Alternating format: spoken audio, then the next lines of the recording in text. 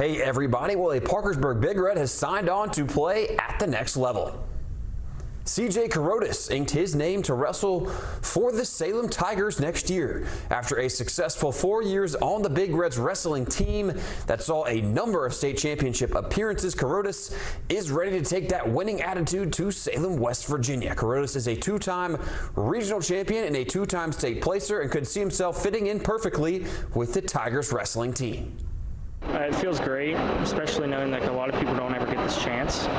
They're newer, and I really like how practices and stuff. I like their weight room. They're younger, kind of have the same hobbies, stuff like that.